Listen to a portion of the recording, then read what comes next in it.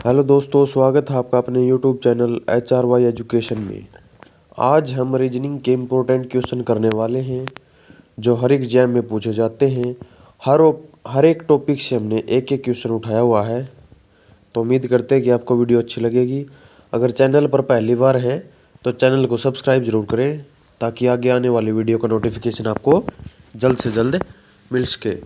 तो शुरुआत करते हैं आज के सेशन की। क्या कहता कि नीचे दिए गए विकल्पों में से संबंधित संख्या को चुनिए। यानी कि 25 का जो संबंध 18 के साथ है, 37 का किसके साथ होगा। और ये जो क्वेश्चन है यूपीपी, रेलवे, आरपीएफ, सीजीएल और जीडी में आया हुआ है। ठीक है, तो अब देखिए इसको कैसे करेंगे। अगर हम 25 में से 7 माइनस करते हैं या फिर 37 में से -7 करते हैं तो यहाँ पर आता 23, जो किसी भी ऑप्शन में हमारे है नहीं।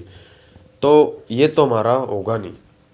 अब देखिए क्या करते हैं हम इसका। अब अगर हम इसको जोड़ देते हैं, ठीक है, और 25 में से माइनस कर देते हैं 5 और 2, यानी 25 को 5 और 2 को जोड़ के 7 लिखते हैं और 25 में से माइनस करते हैं तो 18 हो जाएगा। उसी प्रकार से इसको भी प्लस कर देते हैं तो कितना हो गया 10।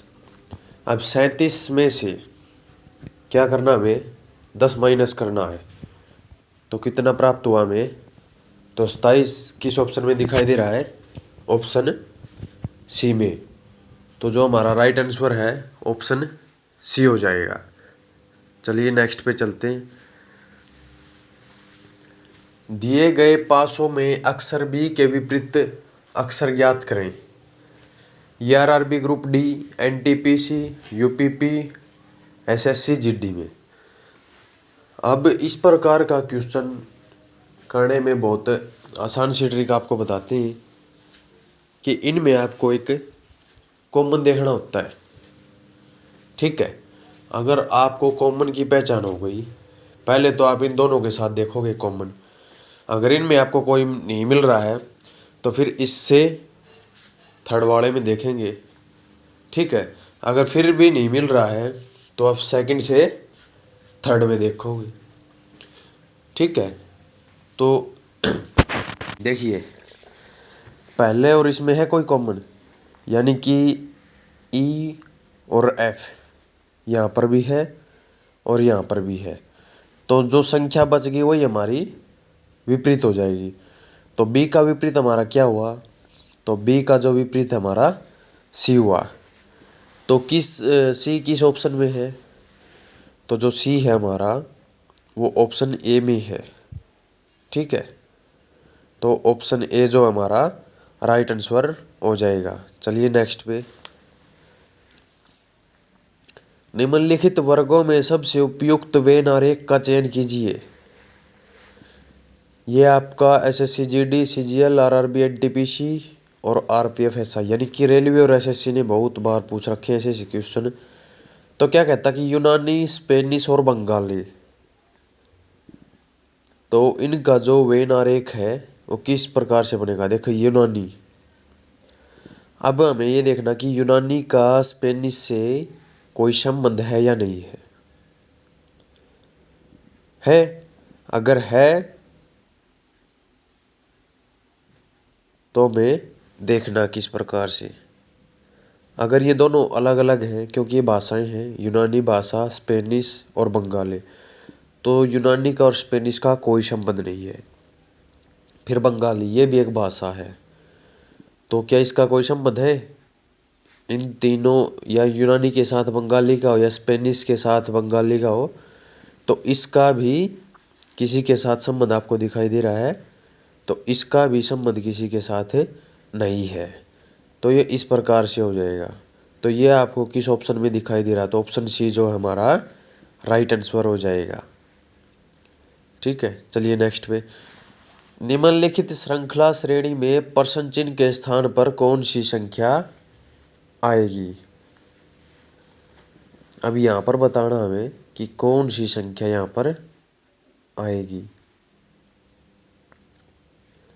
अब हमें ये पता करना कि 3 से 6 कैसे आया, 6 से 18, 18 से 90, 90 से 630 और फिर यहाँ पर उसका पता लगाना हमें।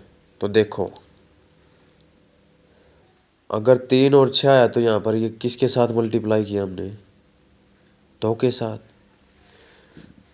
और 6 से 18 कैसे बना, मल्टीप्लाई का है कितने से किया, 3 से किया। यहाँ पर कितने से किया, 5 से किया। ठीक है, यहाँ पर हमने 5 से मल्टीप्लाई किया है। और यहाँ पर कितने से किया है, तो यहाँ पर हमने किया है 7 से। तो नेक्स्ट में क्या आएगा, 2 3 5 7। ठीक है, तो क्या क्या संख्या आ रही है, 2 3 5 7। ठीक है, तो अब यहाँ पर क्या आना चाहिए,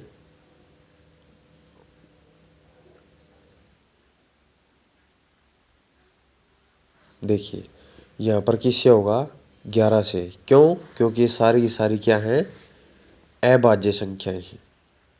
ठीक है, अब देखिए यहाँ पर हमें कौन सी संख्या प्राप्त हुई, 6930। किस ऑप्शन में दिखाई दे रही है, ऑप्शन बी में। तो ऑप्शन बी जो हमारा राइट आंसर हो जाएगा। चलिए नेक्स्ट पे चलते हैं। किसी कोड भाषा में PRO5 को OPQ15 लिखा जाता है, ठीक उसी प्रकार OPO10 को NNQ30 लिखा जाता, तो उसी प्रकार NZA3 को क्या लिखा जाएगा। अब इसको हम ऑप्शन देख के भी 50-50 तो कर ही सकते हैं। अब देखो यहाँ पर अगर देखिए हमें कि 5 से है और यहाँ पर 15 है, यहाँ पर 10 है, यहाँ पर 30 है। ठीक है, यानी कि कितना गुणा हो रहा है, 5 से 15 कितना गुणा हो रहा है हमारा, फिर 10 से कितना गुणा हो रहा है, और 3 से फिर कितना गुणा है। तो यहाँ पर 5 तिया 15, 10 तिया 30 और 3 तिया 9, यानी कि ऑप्शन बी और सी तो हमारे कट गए। अब बचता ऑप्शन ए और डी। ठीक है, अब यहाँ पर क्या है, PO। ठीक है, तो N के बाद क्या आएगा, M। O के बाद क्या आ रहा है यहाँ पर, N। और PR के बाद क्या रहा है, P। तो यहाँ पर Z के बाद क्या आएगा हमारा, तो Z के बाद आएगा हमारा X। और बाकी जो संख्या बच गई हमारी क्या हो गया, MXC9। तो यहाँ पर क्या आ जाएगा हमारा C। तो MXC9 किस ऑप्शन में है, तो ऑप्शन ए जो है हमारा राइट आंसर हो जाएगा। ठीक है, चलिए नेक्स्ट पे। विलुप्त अक्षर ज्ञात कीजिए। इस प्रकार का क्वेश्चन आपको हर एक एग्जाम में देखने को मिलेगा। आप चाहे किसी भी नौकरी की तैयारी क्यों ना कर रहे हो, इस प्रकार के सवाल आपको देखने को जरूर मिलेंगे। तो क्या कहता है कि 42 22 से यहाँ पर 4 कैसे आया, 75 50 से यहाँ पर 5 कैसे आया, और 380 और 349 से तो यहाँ पर क्या आएगा। देखिए अगर 42 और 22, ठीक है, 42 में से अगर हम 22 को निकालें तो कितना बचेगा हमारे पास, 20। 20 से 4 यहाँ पर आएगा नहीं। ठीक है, क्योंकि 20 से यहाँ पर 4 आएगा नहीं ना, तो ये 4 का कोई स्क्वायर है ना कुछ और है। अब इन दोनों को अगर हम प्लस करें तो कितना हो गया, 64। और 64 4 का क्या है, क्यूब है। तो यहाँ तक तो ठीक है, अगर आगे भी ट्रिक फॉलो होती है तो 50 और 75 दोनों को आपस में जोड़ा जाए तो कितना हो गया, 125। ये 5 का क्यूब है। अब इसी प्रकार से इसको जोड़ते हैं। 380 प्लस 349, तो हमें क्या प्राप्त होता है यहाँ पर, ये 9, 8 और 4 12, 2, 3 और 3 6 और 1 7। तो यहाँ पर हमें क्या प्राप्त हुआ, 729। 729 किसका क्यूब है, तो ये हो जाएगा हमारा 9 का। तो ऑप्शन बी जो है वो हमारा राइट आंसर हो जाएगा, ऑप्शन बी। ठीक है, चलिए चलते हैं नेक्स्ट पे। नीचे दिए गए विकल्पों में से असंगत संख्या का चयन कीजिए। ये बहुत ही इजी प्रकार के क्वेश्चन हैं। ये अगर एग्जाम में आ जाए तो आपको गलत नहीं करने हैं। तो इनको आसान सा करने की ट्रिक क्या है, तो देखिए, इनको चार जो संख्याएं में दी हुई हैं और इनमें से एक को हमें असंगत, यानी 3 किसी न किसी प्रकार से सेम है और एक अलग है। तो अलग कौन सी है, तो देखनी इसके अंदर। 4 और 3 कितने होते हैं, 7। 5 और 2 कितने होते हैं, 7। 8 और 6 कितने होते हैं हमारे, 14। और 6 और 1 कितने होते हैं, 7। तो 3 एक जैसी समान दिखाई दे रही लेकिन एक भिन्न है। तो राइट आंसर क्या हो जाएगा हमारा, ऑप्शन है सी। ठीक है, अगर इस प्रकार के क्वेश्चन आ जाए तो अब नीचे दिए गए विकल्पों में से संगत संख्या का चयन कीजिए। अब देखो, 4 और 3 7, 5 और 2 7, 6 और 1 7 और 8 और 6 14, यानी कि ये अलग है। निम्नलिखित आकृतियों में वर्गों की संख्या कितनी है। इस प्रकार का क्वेश्चन भी आपको देखने को मिलेगा एग्जाम में कि भाई आकृतियों की संख्या कितनी है, त्रिभुजों की संख्या कितनी है। तो इसको हम कैसे सोल्व करेंगे, तो देखिए, सबसे पहले यहाँ पर देखते हैं। जैसे अगर हम ये बना लिया और इसके अंदर इस प्रकार से अगर हमें आकृति में वर्गों की संख्या अगर बात करें तो टोटल हमारे पास कितनी हो जाएगी,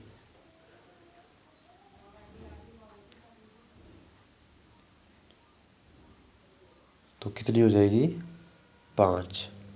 ठीक है, तो अब देखते हैं, यहाँ पर 5, यहाँ पर 5, टोटल कितनी हो गई हमारे पास, 10। 10 के बाद आगे देखिए, 1 2, यहाँ पर 1 2 और 3। अब 3 की 2 के साथ हमें क्या करनी है, गुणा करनी है। तो 3 दूनी 6, 2 की 1 के साथ 2 एकम 2।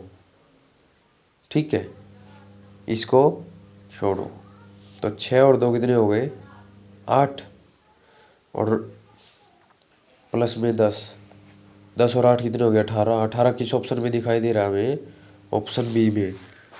तो ऑप्शन बी जो हमारा राइट आंसर हो जाएगा। ठीक है, अगर इस प्रकार का कोई भी क्वेश्चन आपको देखने को मिले तो इसको इस प्रकार से हल करना है। दिए गए शब्द को दाहिनी ओर रखा जाए तो दर्पण प्रतिबिंब होगा, तो कैसा होगा, इस प्रकार का आ जाए और हम दर्पण में देख रहे हैं तो सबसे पहली बात क्या है कि जो लास्ट वाला अक्षर है वो पहले आएगा और पहले वाला लास्ट में चला जाएगा। ठीक है, तो इसमें आपको ऑप्शन काटना आना चाहिए, यानी कि ए तो हमारा होगा नहीं, बी हो सकता है, सी भी नहीं होगा और आर बिल्कुल ऐसा का ऐसा ये भी नहीं होगा। तो हमारे पास कौन सा ऑप्शन बच गया, ऑप्शन बी। ठीक है, तो ऑप्शन बी हमारा राइट आंसर हो जाएगा। इसमें ज़्यादा सोचने वाली बात है नहीं, दर्पण वाले। ठीक है, तो ये 5 ऐसा है तो किस प्रकार से हो जाएगा, ऐसे हो जाएगा। ठीक है, चलिए नेक्स्ट पे। श्रृंखला में रिक्त स्थान को पूरा कीजिए। रिक्त स्थान वाले भी क्वेश्चन आते हैं, 1 से 2 नंबर का क्वेश्चन पूछ लेते हैं कई बार एग्जामिनर। तो देखिए ZXC यानी कि हमें कितने का 4 का जोड़ा बनाना है। तो अब देखो ZXC यहाँ पर क्या आना चाहिए। अब इस आकृति में हमें देखना है किसी के बाद क्या, अगर दिखाई नहीं दे रहा तो B से पहले क्या है। तो B से पहले हमारा क्या है V, ZXC V। अब क्या है हमारा BZ यानी कि 4 तो हमारे बन गए ZXC V B, फिर ZX, ठीक है ZX। अब V की बात करें तो V से पहले क्या है, तो V से पहले हमारा क्या है यहाँ पर, ठीक है। तो V से पहले क्या है यहाँ पर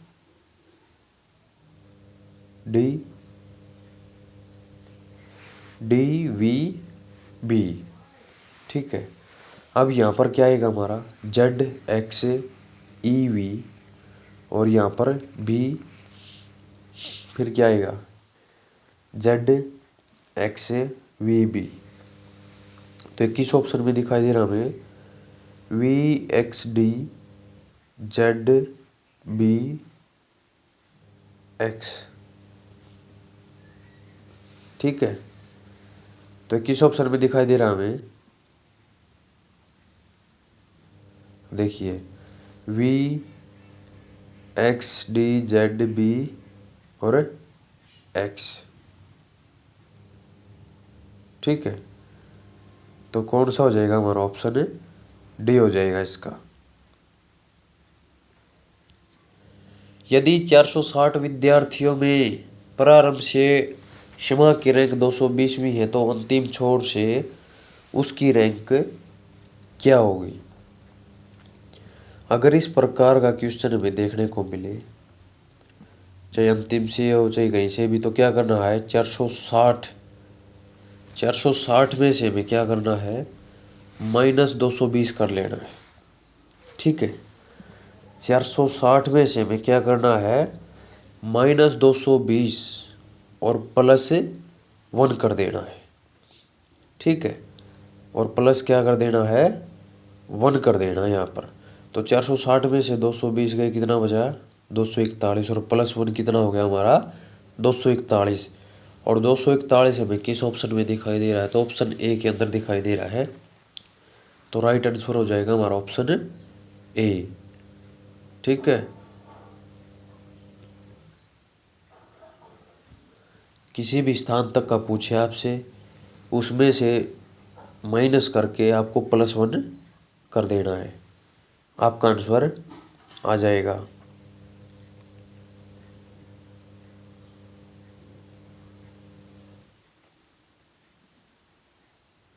ठीक है।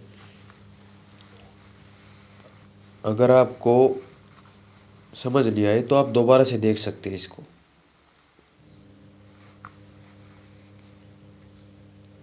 चलिए चलते हैं नेक्स्ट पे। नीचे दिए गए विकल्पों में से संबंधित शब्द को चुनिए। Cuba, Havana, Spain. अब हमें क्या बताना है कि क्यूबा का हवाना के साथ जो संबंध है, स्पेन का किसके साथ होगा। तो किसके साथ होगा, यानी कि हमें देखना है कि ये तो नहीं पूछ रहा कि क्यूबा और स्पेन हवाना।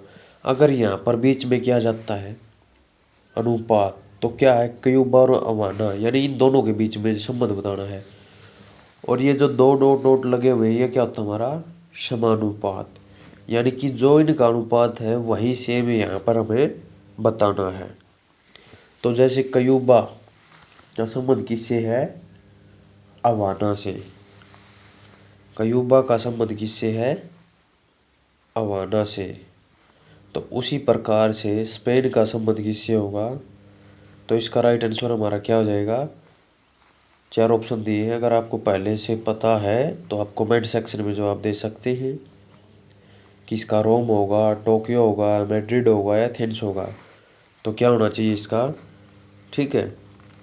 तो इसका जो ऑप्शन सी है वो हमारा राइट आंसर हो जाएगा, ठीक है, मैड्रिड। तो ऑप्शन सी जो है स्पेन की राजधानी है ये मैड्रिड। तो ऑप्शन सी जो हमारा राइट आंसर हो जाएगा,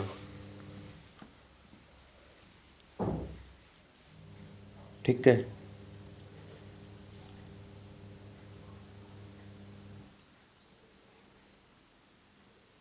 इम्पोर्टेंट क्वेश्चन है ये, 1 नंबर पक्का देखने को मिलेगा एग्जाम में। चलिए चलते हैं नेक्स्ट पे। यदि ए बराबर है गुणा और बी बराबर है भाग और सी बराबर है माइनस और डी बराबर है प्लस, तो समीकरण का मान क्या हुआ। ये तो आपको एग्जाम में देखने के लिए मिले ही मिलेगा, और इससे आसान सवाल हो भी नहीं सकता कोई। बस आपको जैसा जैसा कहा गया है वैसे वैसे संख्याओं को रखते चलिए, सॉल्यूशन अपने आप आ जाएगा, ठीक है। अब बी का भाग है, सी का क्या है माइनस और डी का क्या है प्लस है, ठीक है। तो 55 गुणा 5 भाग में 5 और फिर माइनस में 5 और फिर प्लस में 3, बोर्ड में से इसको सोल्व करो। तो 5 से 5 को काट दो भाई, कितनी बार में जा रहा है, एक बार में जा रहा है। तो 55 गुणा 1, ठीक है, क्या आ जाएगा हमारा 55 माइनस 5 प्लस 3, ठीक है, क्योंकि 55 क्यों रखी है तो गुणा तो वही रहनी है, 55 एकम 55। अब क्या आ जाएगा हमारा, तो राइट आंसर क्या हुआ हमारा 53, किस ऑप्शन में, ऑप्शन ए।